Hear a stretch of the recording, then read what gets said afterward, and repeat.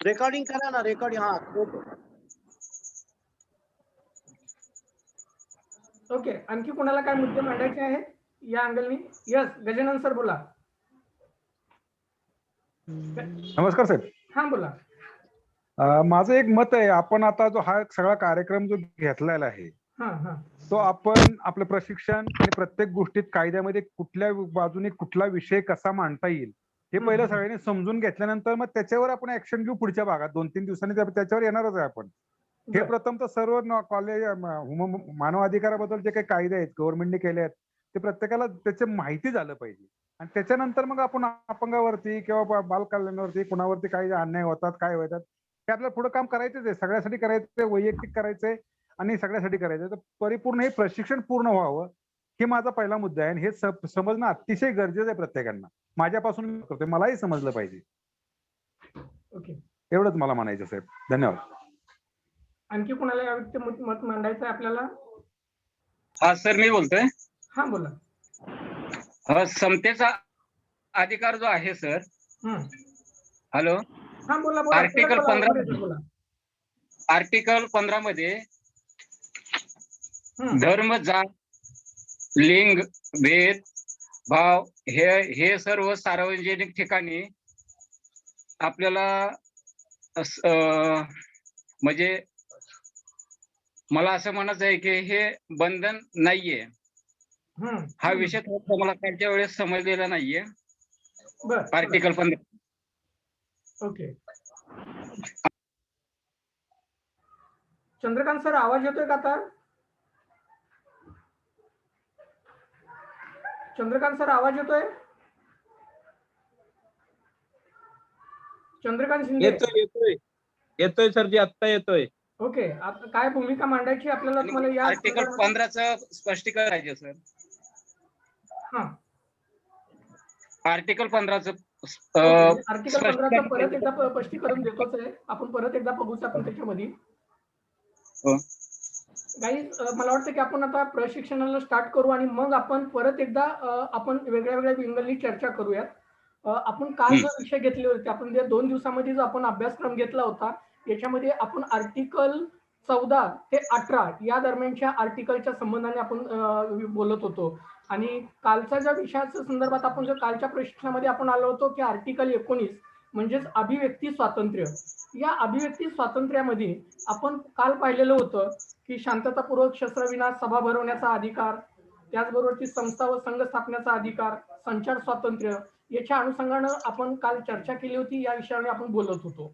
आणि हे बोलत असतानाच या विषयाने आपण जसं वाघमारे सर आता बोलले की आर्टिकल 15 याप्रमाणे भेदभावास मनाई करायची होती. आणि हा भेदभावास मनाई असताना कोणाचं माईक चालू आहे त्यांनी माईक कृपा करून बंद करता म्हणा, तर मीच ऑल म्यूट करतोय.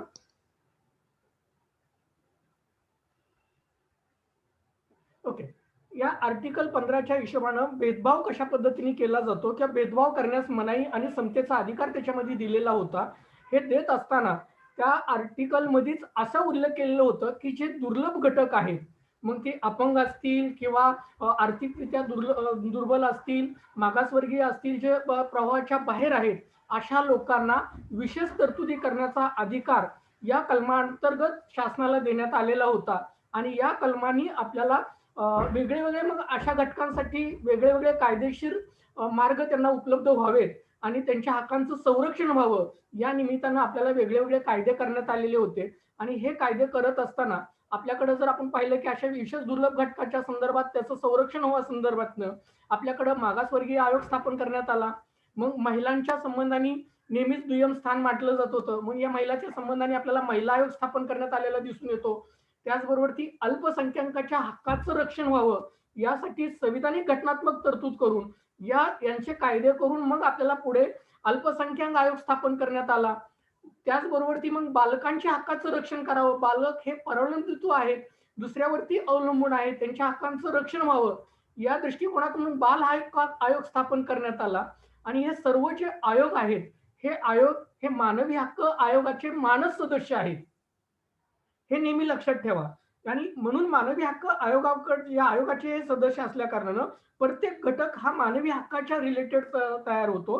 आणि म्हणून मग अभिव्यक्ती स्वातंत्र्याच्या संबंधाने आपण कालपर्यंत चर्चा करत होतो आणि आज आपल्याला बघायचं आहे की या संपूर्ण दिलेले जे आपले अधिकार आहेत या अधिकाराचं खऱ्या अर्थानं रक्षण करण्यासाठी घटनेमध्ये जे आपल्याला आर्टिकल दिलेलं आहे की व्यक्ती स्वातंत्र्याची हमी, ही व्यक्ती स्वातंत्र्याची हमी आपल्याला आर्टिकल 20 ते 22 या कलमाप्रमाणे किंवा या आर्टिकल प्रमाणे आपल्याला प्रदान केलेली आहे. त्याच्यामध्ये खऱ्या अर्थानं त्याचं कायदेशीर संरक्षण करण्याचं त्याच्यामध्ये नमूद केलेलं आहे. मग याच्यामध्ये मग 19व्या कलमामध्ये जे काही नमूद केलं होतं अभिव्यक्ती स्वातंत्र्य, संघटना स्थापनेचं स्वातंत्र्य, लिखाण स्वातंत्र्य, भाषण स्वातंत्र्य, या सर्व स्वातंत्र्याला आर्टिकल 20 ते 22 या आर्टिकल मध्ये संरक्षणाची हमी दिलेली आहे. आता नेमकी ही संरक्षणाची हमी काय आहे हे आपण समजून घेतलं पाहिजे. आता याच्यामध्ये काय दिलेलं आहे की ज्या देशात राज्यकारभार हा राज्यघटनेच्या कायद्यानुसार चालत नाही तर राज्यकर्त्याच्या लहरीप्रमाणे चालत असतो तेथे व्यक्ती स्वातंत्र्य नेहमीच धोक्यात येते. म्हणून व्यक्ती स्वातंत्र्याची हमी कायद्यानं आपल्याला याच्यामध्ये देण्यात आलेली आहे. हे व्यक्ती स्वातंत्र्याची हमी देण्याच्या पाठीमागचा उद्देश लक्षात आला असेल आपल्याला. घटनाकारांनी खूप अतिशय समर्पक पद्धतीने आपल्या याच्यामध्ये नमूद केलेलं आहे आणि त्यांनी सांगितलेलं आहे की कुठल्याही राज्यकर्त्याला लहरीप्रमाणे आपलं वर्तन करता येणार नाही, घटनेप्रमाणेच त्याचं वर्तन असलं पाहिजे. म्हणून त्याच वेळेस खऱ्या अर्थानं व्यक्ती स्वातंत्र्याची संरक्षण होईल म्हणून हे कलम त्याच्यामध्ये ऍड करण्यात आलेलं आहे.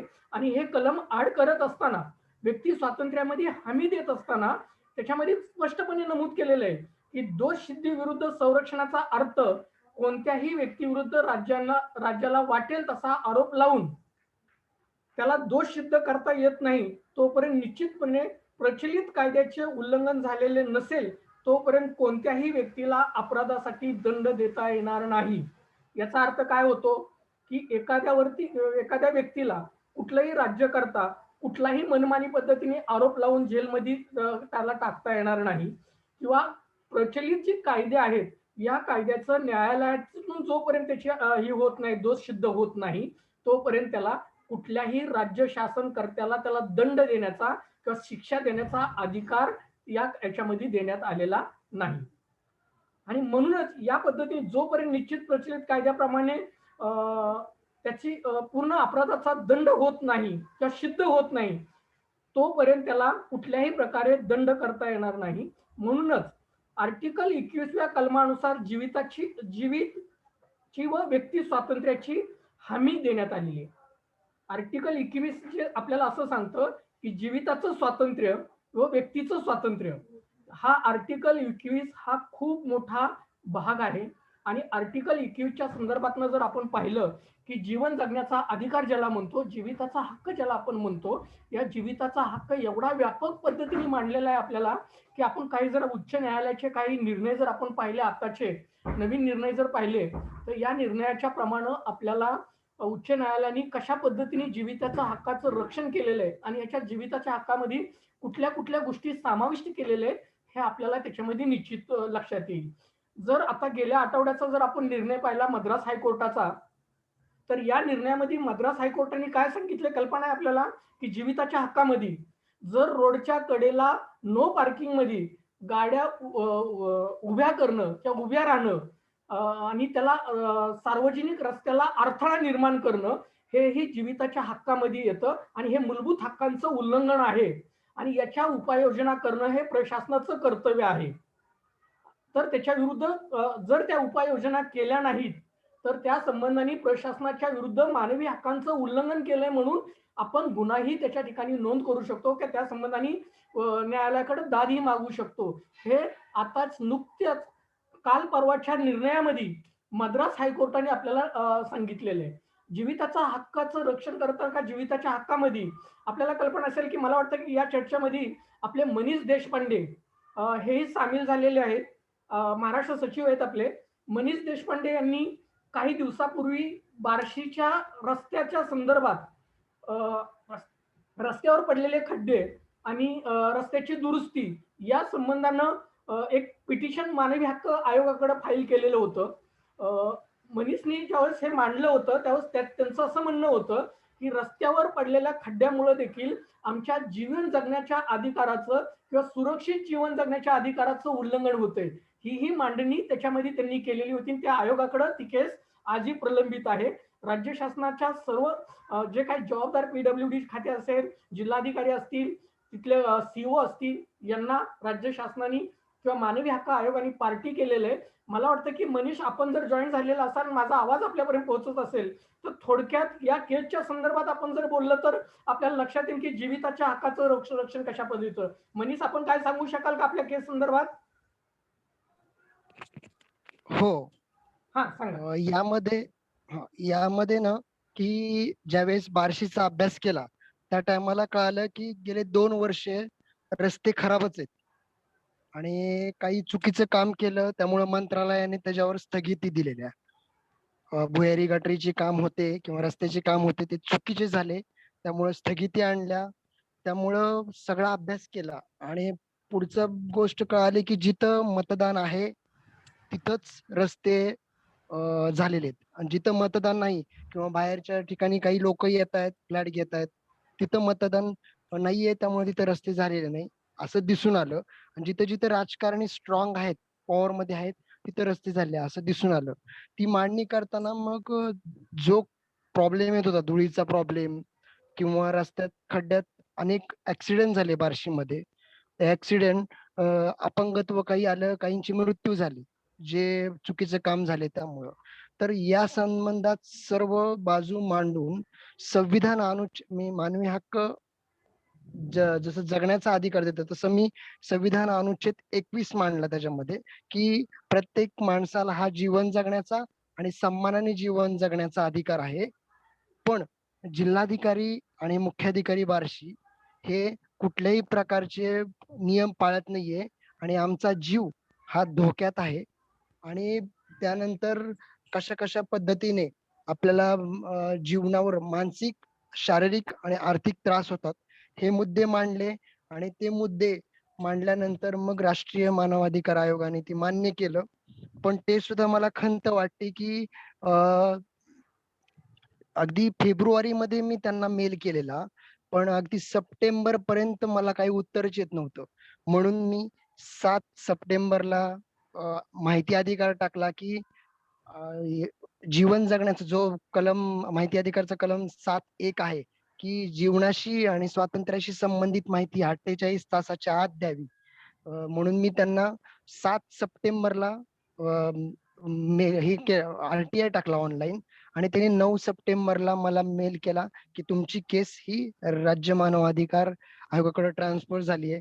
त्यामध्ये मानवी हक्कासाठी माहिती अधिकार कायदा सुद्धा कसा उपयोगात येतो हे उत्तम उदाहरण मला कार्य करताना दिसलं. म्हणजेच याचा मनीष अगदी थोडक्यात सांगतो मी की मनीषने जी केस दाखल केलेली आहे की खऱ्या अर्थानं माणसाचा सुरक्षित जीवन जगण्याचा अधिकार या ठिकाणी हिरावला जात होता. म्हणजे ह्या जीवन जगण्याच्या अधिकाराचा व्याप्ती ही खूप मोठी आहे. आणि याच्यामध्ये जीवन जगण्याच्या अधिकारामध्ये आज जर आपण परिस्थिती पाहिली तर आज आपल्याकडे कोविडची परिस्थिती आहे, कोरोनाचा भयंकर संकट आपल्या समोर आहे. आणि या कोरोनाच्या भयंकर संकटामध्ये आपल्याला कल्पना असेल की प्रत्येकाच्या जीविताचं रक्षण करणं या अधिकाराप्रमाणे, मूलभूत हक्काप्रमाणे हे राज्य शासनाचं कर्तव्य आहे, केंद्र शासनाचं कर्तव्य आहे, हे या आर्टिकल मध्ये नमूद केलेलं आहे.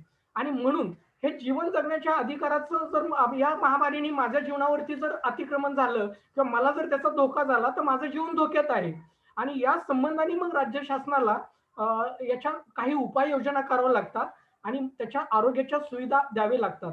आपल्याला कल्पना असेल की उच्च न्यायालयाच्या आणि सर्वोच्च न्यायालयाच्या निर्णयामध्ये अनेक निर्णयामध्ये नमूद केलेलं आहे की जीवन जगण्याच्या अधिकाराचं रक्षण करताना मग त्याच्यामध्ये आरोग्याच्या सुविधा देत असताना राज्य शासनाच्या तिजोरीत खळखळाट आहे, पैसेच नाहीत, अशा प्रकारची सबब चालणार नाही हे सर्वोच्च न्यायालयाने म्हटलेलं आहे. म्हणून हा जीवन जगण्याचा अधिकार हा खूप महत्वाचा आणि खूप व्यापक आहे. या दृष्टिकोनातून आपण पुढच्या त्याच्या प्रयोजन पाहूया. आणि हा महत्वाचा मुद्दा एवढंच तुम्हाला समजून सांगण्याच्या दृष्टिकोनातून या ज्या आपण मनीषने दाखल केलेली केस आणि आपण अन्य दाखल झालेल्या केसेस या संबंधाने तुम्हाला माहिती मिळावी म्हणून त्यांच्याशी मी बोलायला सांगितलं होतं. आता आपण पुढचं बघूयात की घटनेच्या 21व्या कलमानुसार जीविताची व व्यक्ती स्वातंत्र्याची हमी दिली आहे. त्यामुळे कायद्याने ठरवून दिलेल्या पद्धतीशिवाय अन्य तऱ्हेने जीवित व व्यक्ती स्वातंत्र्य हिरावून घेता येणार नाही. काही बाबतीत कैद आणि स्थानबद्धता यापासून संरक्षण देखील घटनेच्या 22व्या कलमातील तरतुदीनुसार प्राप्त करून देण्यात आलेला आहे.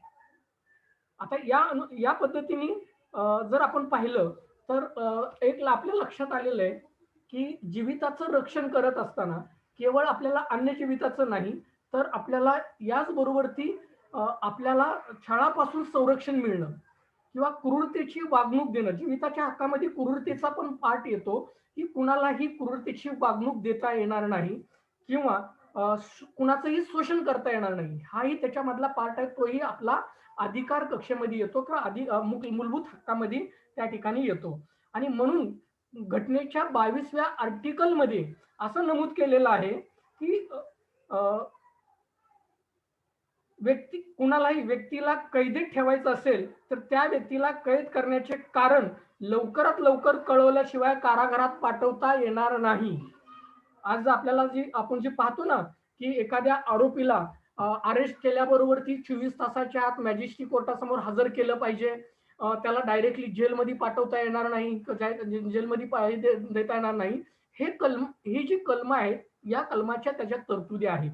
आणि म्हणून या कलमाच्या अनुषंगानं असं पुढे आपल्याला म्हणता येईल की त्या कैदेत जोपर्यंत त्याला कैदेत टाकण्याचं कारण त्याला सांगणार नाही, त्याचबरोबर ती एखाद्याला ताब्यात घेतल्यानंतर त्याला 24 तासाच्या आत मॅजिस्ट्रेट कोर्टासमोर हजर करणे, त्याचबरोबर ती त्याला निष्णात वकील, त्याचा जो कोणी परिचयाचा वकील असेल, ओळखीचा वकील असेल, त्याला त्याच्यावरती विश्वास असेल, अशा वकिलाशी सल्लामसलत करण्याचा त्याचा तो अधिकार आहे, त्याचं रक्षण आहे, त्याची जबाबदारी आहे आणि ते त्याला करून दिली पाहिजे. या हक्काचं पण उल्लंघन होता कामा नये हेही त्याच्यामध्ये नमूद करण्यात आलेलं आहे. त्याचबरोबर ती 24 तासाच्या आत मॅजिस्ट्रेटच्या समोर उपस्थित करण्यात येते तर मॅजिस्ट्रेटच्या परवानगीशिवाय जास्त दिवसामध्ये बंदिवासात पोलिसाला ठेवता येत नाही. आपल्याला कल्पना असेल बेकायदेशीर अटक ज्याला आपण म्हणतो, ही बेकायदेशीर अटक म्हणजे नेमकी कुठली अटक असते माहितीये की जर पोलिसांनी एखाद्या व्यक्तीला ताब्यात घेतलं आणि ताब्यात घेतल्याबरोबर ती त्या ताबेदारातील व्यक्तीला 24 तासाच्या आत मॅजिस्ट्रेट कोर्टाच्या समोर जर हजर केलं नाही तर ती अटक ही बेकायदेशीर अटक ठरते किंवा बेकायदेशीर बंदिवास ठरतो. आणि म्हणून अशा अटकेला या कलमाने आपल्याला संरक्षण दिलेलं आहे की 24 तासाच्या आत मॅजिस्ट्रेट कोर्टाच्या समोर आपल्याला हजर करता आलं पाहिजे. आणि त्याचबरोबर ती कुणालाही मनमानी पद्धतीनं स्थानबद्ध करता येणार नाही, म्हणजे त्याला आपण तडीपारी म्हणतो. जे आज आपल्याला माध्यमातून अनेक वेळा बातम्या ऐकायला मिळतात की पोलिसांनी किती लोकांना तडीपारी केलेले, तर पोलिसांच्या या लहरीपणानं किंवा मनमानी पद्धतीनं कुणालाही स्थानबद्ध करता येणार नाही याच्यापासून संरक्षण देणारा हा कलम आहे, हे लक्षात घ्या. आर्टिकल 22 हे कलम आपल्याला हे सांगतं. आर्टिकल 21 हे कलम आपल्याला जीविताचं रक्षण करण्याचं याच्यामध्ये नमूद करतं. आता हे करत असताना अशा प्रकारच्या स्वातंत्र्याची हमी घटनेनुसार दिली आहे, त्यामुळे व्यक्तीचा विकास होतो आणि अशा व्यक्तीवरती अन्याय होत नाही.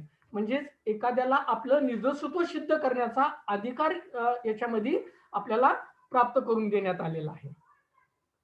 जर मनमानी पद्धतीने त्याच्यावरती जर अशी व्यक्ती स्वातंत्र्यावरती जर कोणी गदा आणली तर ती व्यक्ती स्वातंत्र्याचं रक्षण या आर्टिकल 20 ते 22 या कलमानी आपल्याकडं करण्यात आलेलं आहे आणि या पद्धतीने त्याची मान्यता आपल्याला याच्यामध्ये देण्यात आलेली आहे.